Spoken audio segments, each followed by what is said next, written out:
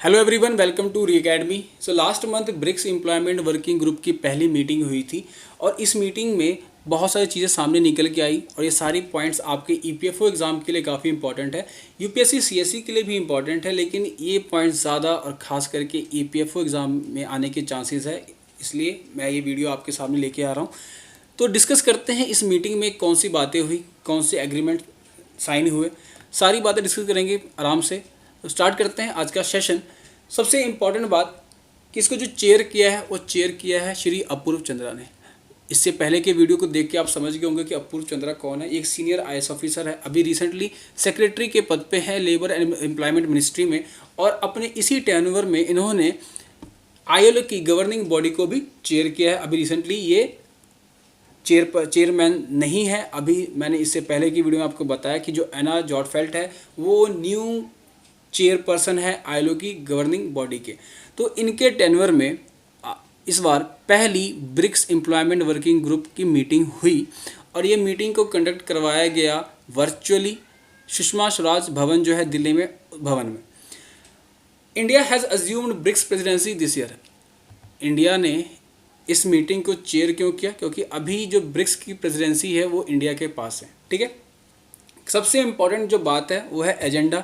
Agenda आपको चारों by name याद होने चाहिए, इसी से क्वेश्चन बन सकते हैं और क्वेश्चन बनने के चांसेस नहीं है इस टॉपिक से ज़्यादा। आपको चारों के चारों नाम याद होने चाहिए। एग्जाम में कोई भी 3 या 4 आपसे दे के पूछ सकता है कौन सा एजेंडा नहीं था और कौन सा एजेंडा था।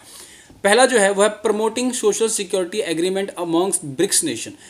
आपको अगर ये स्टेटमेंट याद हो और ये स्टेटमेंट याद हो कि गिग्स एंड प्लेटफॉर्म्स वर्कर्स, तो लास्ट वीडियो में हमने इन दोनों स्टेटमेंट को किया था कि कैसे अपूर्व चंद्रा ने आईएलओ में ये दोनों ही एजेंडे को साइन करवाने की, पास करने की कोशिश की थी। अब बाद में अब अपूर्व चंद्रा ने क्या किया है, इसे ब्रिक्स की मीटिंग में इनिशिएट किया है और यहाँ पे आपको पता लगेगा कि कैसे सोशल सिक्योरिटी एग्रीमेंट और ब्रिक्स नेशन जो है वो साइन हो चुका है। इसके अलावा जो सेकंड है वो है formalisation of labour market. Labour market को फॉर्मलाइज करना। और नेक्स्ट जो है वो है participation of women in labour force. Labour force जो है उसमें वुमेन का पार्टिसिपेशन को बढ़ाना।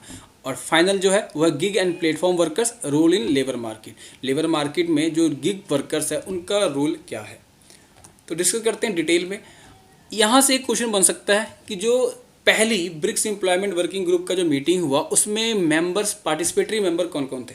तो सबसे पहले ब्रिक्स के मेंबर तो होंगे ही, सेकंड आईएलओ का रिप्रेजेंटेशन भी था इसमें, और third international social security agency है इसका रिप्रेजेंटेशन भी था। अब ये एजेंसी क्या है? ये सोशल सिक्योरिटी एजेंसी जो इंटरनेशनल है ये डिफरेंट कंट्रीज़ की जो सोशल सिक्योरिटी एजेंसी है उनको साथ लेके काम करती है। इंटरनेशनल लेबर ऑफिस जो है उसका ये एक ब्रांच है, डिपार्टमेंट है। इसका हेड ऑफिस भी इंटरनेशनल लेबर ऑफिस के हेड ऑफिस में ही है जो कि जेनेवा में है। तो जो 4 एजेंडा है वो 4 एजेंडों में से सबसे इम्पॉर्टेंट जो था वो था सोशल सिक्योरिटी एग्रीमेंट साइन करवाना। अब इस सोशल सिक्योरिटी एग्रीमेंट में ऐसा है क्या? इन्होंने बोला कि पहले जो मेंबर नेशंस है उनको बुलाओ, आपस में बैठो, डिस्कस करो सारे के सारे मेंबर नेशंस और साइन करो इस एग्रीमेंट को। अब इस एग्रीमेंट में है क्या? इस एग्रीमेंट में है कि ये हेल्प करेगा इंटरनेशनल वर्कर्स को, वो वर्कर्स जो एक कंट्री से दूसरी कंट्री जाते हैं रोजी रोटी के लिए, उनको ये हेल्प करेगा। हेल्प कैसे करेगा? ये उनको बेनिफिट पहुंचाएगा कि जब वो अपने पैसा, जब अपना अर्न किया हुआ मनी अपने होम कंट्री में भेजते हैं तो उनका किसी तरीके का मनी लॉस नहीं होना चाहिए, मनी का लॉस नहीं होना चाहिए। क्योंकि होता क्या है कि जब एक कंट्री से दूसरी कंट्री में पैसा भेजा जाता है तो बीच में बहुत सारे एजेंट होते हैं या अलग अलग तरीक़ों से उनका पैसा कम हो जाता है, डिडक्ट हो जाता है, और बहुत ज़्यादा लॉस के बाद अगर वो 100 रुपये भेजते हैं तो 80-90 रुपये घर पहुंचते हैं। तो ये जो लॉस हो रहा है बीच में, ये लॉस को मिनिमाइज़ करना है, इस लॉस को प्रिवेंट करना है, इसके लिए ये सोशल सिक्योरिटी एग्रीमेंट साइन करवाया गया। इसके अलावा और क्या बेनिफिट मिलेगा? इसके अलावा वर्कर्स को एग्जेम्प्ट किया जाएगा कि आप कंट्रीब्यूट करना चाहो, चाहे वो होम कंट्री में या जहाँ आप काम कर रहे हो उस कंट्री में, तो आप किसी भी तरीके का कंट्रीब्यूशन कर सकते हो। नेक्स्ट जो पॉइंट है वो है फॉर्मलाइजेशन ऑफ लेबर मार्केट। तो इस सोशल सिक्योरिटी एग्रीमेंट के अलावा बाकी किसी एग्रीमेंट में, बाकी किसी एजेंडा में कोई खास डेवलपमेंट नहीं हुआ है, कुछ बातें हुई हैं बस। तो जैसा कि यहाँ पे जो बात की गई है वो है कि मेंबर नेशन डिस्कस कर रहे थे कि वेरियस इनिशिएटिव, क्या क्या इनिशिएटिव लिए जा सकते हैं टू फॉर्मलाइज ऑफ जॉब, जो जॉब है, जो इनफॉर्मल सेक्टर है, उसको कैसे फॉर्मलाइज करना है, और how covid has enhanced informalisation risk, और कैसे कोविड-19 ने इनफॉर्मलाइजेशन रिस्क को बढ़ाया है, इसके ऊपर भी उन्होंने बातें की। थर्ड जो इनिशिएटिव था, जो एजेंडा था, वो था participation of women in labour force. Labour force में वुमेन का पार्टिसिपेशन कैसे बढ़ाया जाए, इसके लिए मेंबर कंट्रीज ने क्या किया, प्रमोट किया अपने कंट्रीज़ में, या वो प्रमोट करेंगी वर्कर्स को, फीमेल वर्कर्स को, कि वो काम करे। इसके अलावा एक्सटेंड करने की बात की गई है, सोशल सिक्योरिटी जो कवर दी जाती है वुमेन को, उसको एक्सटेंड करो, उसको बढ़ाओ, इनफॉर्मल सेक्टर में लेके जाओ उसको। और कोविड-19 का क्या इम्पैक्ट पड़ा है वुमेन लेबर फोर्स पे, ये भी डिस्कस किया इस मीटिंग में।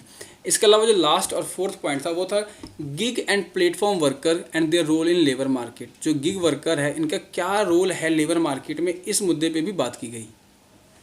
मेंबर नेशन ने डिस्कस किया कि कैसे जो प्लोरिफिरेशन हो रहा है डिजिटल लेबर प्लेटफॉर्म का, प्लोरिफिरेशन मतलब होता है फैलाव, एक्सपेंड करना, कि कैसे डिजिटल लेबर प्लेटफॉर्म जो एक्सपेंड कर रहे हैं उनके ट्रांसफॉर्मेशन के साथ कि लेबर का जो प्रोसेस है उसमें क्या चेंजेस आ रहे हैं, जो लेबर है, गिग वर्कर्स है, उनको क्या चैलेंज फेस करना पड़ रहा है, और उस चैलेंज को मिटिगेट करने के लिए क्या मेजर लिए जा सकते हैं, इस मुद्दे पे भी मेंबर कमीशन ने बात की। और कैसे इनको सोशल प्रोटेक्शन दिया जा सके, हमने लास्ट वीडियो में देखा कि एक फाइनेंशियल मैकेनिज्म बनाने की बात की गई, एक सोशल वेलफेयर फंड बनाने की बात की गई गिग वर्कर्स के लिए। अच्छा, गिग वर्कर्स होते क्या? गिग वर्कर्स वो वर्कर होते हैं जो कि इंडिपेंडेंट काम करते हैं, फ्रीलांसर की तरह काम करते हैं। फॉर एग्जांपल, और ख़ास बात ये कि ये डिजिटल प्लेटफॉर्म से जुड़े होते हैं जनरली, जैसे कि फ्लिपकार्ट से जो आपको डिलीवरी करने आता है, जोमेटो, स्विगी, जो डिलीवरी वर्कर्स काम करते हैं, ये गिग वर्कर ही होते हैं। ये इंडिपेंडेंट होते हैं या मैक्सिमम वो कंट्रैक्चुअल होते हैं, लेकिन ये परमानेंट एम्प्लॉय नहीं होते हैं, काम नहीं करते हैं। तो ये 4 पॉइंट थे, चारों एजेंडा हमने यहाँ पर डिस्कस किया। चारों एजेंडा में खास बात यही याद रखनी है आपको कि 4 एजेंडे के नाम क्या है, चारों के नाम आपको याद होने चाहिए, ये एग्जाम में पूछे जा सकते हैं। अब ब्रिक्स नेशन में ये मीटिंग हुई, तो ब्रिक्स के बारे में हल्का सा जान लेते हैं। ब्रिक्स जो है वो एक्रोनियम है किसका? ब्राज़ील, रशिया, इंडिया, चाइना और साउथ अफ्रीका। पहले ये सिर्फ चाइना तक था, ब्राज़ील, रशिया और इंडिया थे, बाद में साउथ अफ्रीका को ऐड किया गया। ब्रिक्स की जो लीडर समिट होती है, जो हाई प्रोफाइल जो समिट होती है, वो हर साल एनुअली होती है, हर साल होती है। इसके अलावा जो साउथ अफ्रीका है उसको बाद में ज्वाइन किया गया और करवाया गया, उसको इनवाइट किया गया 2010 में, और 2011 की जो ब्रिक्स की समिट हुई थी सान्या चाइना में, उस समिट में साउथ अफ्रीका को ऐड कर लिया गया और बाद में ये ब्रिक्स नेशन बन गया। During the 6th BRICS summit, 6ठे ब्रिक्स समिट के दौरान एक न्यू डेवलपमेंट हुई, और वो न्यू डेवलपमेंट बैंक के फॉर्म में हुई। पहली बार एक कॉमन बैंक बनाया गया, new development bank for BRICS countries. अब इस न्यू डेवलपमेंट बैंक में जिस कंट्री का जितना शेयर होगा, उसके ब्रिक्स नेशन में उतनी ही वोटिंग राइट होती है। न्यू डेवलपमेंट बैंक का जो हेडक्वार्टर है वो शंघाई में है। और न्यू डेवलपमेंट बैंक किन एरियाज़ में काम करता है? ये करता है clean energy, transport, infrastructure, irrigation, sustainable urban development and economic cooperation among member countries. तो मेंबर कंट्रीज़ के बीच में अगर क्लीन एनर्जी, इंफ्रास्ट्रक्चर, इरिगेशन, ये सारे मुद्दों पे अगर लोन चाहिए होता है, पैसा चाहिए होता है, तो ये न्यू डेवलपमेंट बैंक पैसे इशू करता है ब्रिक्स मेंबर्स को। तो ये था आज का हमारा वीडियो। इस वीडियो में डिस्कस किया first BRICS employment working group की मीटिंग में क्या आउटपुट निकला। ये आपके एग्ज़ाम के लिए इंपॉर्टेंट है, 4 एजेंडे आपको याद होने चाहिए। अगर ये वीडियो आपको अच्छा लग रहा तो लाइक कर सकते हैं, सब्सक्राइब कर सकते हैं, शेयर भी कीजिए, और इस वीडियो की PDF आप ले सकते हो री अकेडमी के टेलीग्राम चैनल पे। तब तक के लिए ख्याल रखिए, स्वस्थ रहिए, थैंक यू।